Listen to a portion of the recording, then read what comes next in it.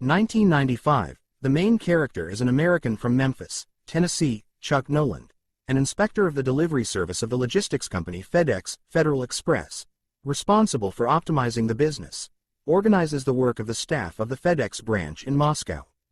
Upon returning to the United States, he meets his fiancée Kelly Friars, and they agree to get engaged. But for now, Chuck is going to Malaysia on another important business trip.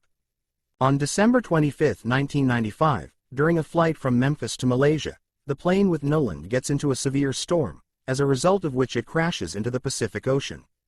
Chuck escapes on an inflatable raft, but the cable to which the emergency sensor is attached breaks. Chuck, the only survivor, finds himself on an uninhabited island near the Cook Archipelago in the Pacific Ocean. Staying on the island gradually becomes a period of reflection on his entire life. Chuck has to go through difficult physical and psychological tests, catch the body of one of the dead pilots after the crash and bury him, learn how to break coconuts properly, get fire, remove a sore tooth. The salvaged packages containing various household items, such as figure skating skates with steel blades, help in arranging everyday life, and a volleyball ball painted with blood from Chuck's wound, named Wilson after the famous sports goods manufacturer of the same name, becomes his only friend and participant in constant discussion of emerging issues, mainly related to survival.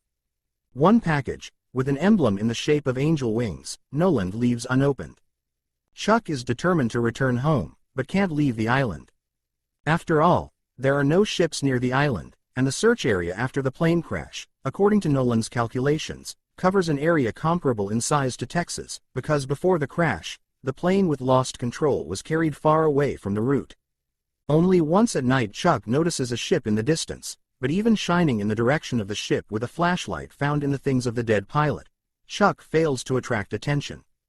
Chuck tries to sail away from the island on that same inflatable raft from the plane, but this is prevented by a strong and constant surf. Chuck, injuring his leg on a reef, is forced to return to the island. 4 years later, waves bring a piece of a toilet cabin to the shore of the island. Chuck decides to use it as a sail to overcome the surf and build a raft.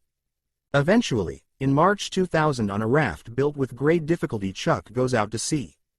After a storm he loses Wilson, and a few days later, barely alive, Chuck is picked up by a freighter. Upon returning to Memphis, Noland is given a solemn reception, but everything has changed over time. In particular, Kelly Friars managed to marry dentist Jerry Lovett, who in 1995 treated Noland's teeth himself, and gave birth to a child. Chuck and Kelly still love each other, but realize that they can no longer be together. Arriving at his friend Stan's house, Noland told about the island and an unsuccessful suicide attempt that motivated him to live and breathe further, remembering that it was high tide that brought him pieces of cabin. At the end of the film, Noland, delivering heavily battered package with printed over packaging angel wings, one of those salvaged immediately after disaster and saved his life on island, meets a crossroads woman from farm who vividly describes what is in each direction.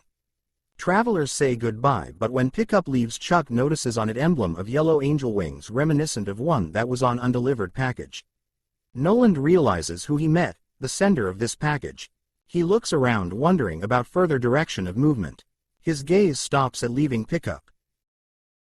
Did you enjoy the movie? If you did, please give this video a thumbs up and subscribe to our channel for more movie summaries. We will do our best to bring you a new summary every day, so stay tuned and don't miss out. Thank you for watching and see you next time.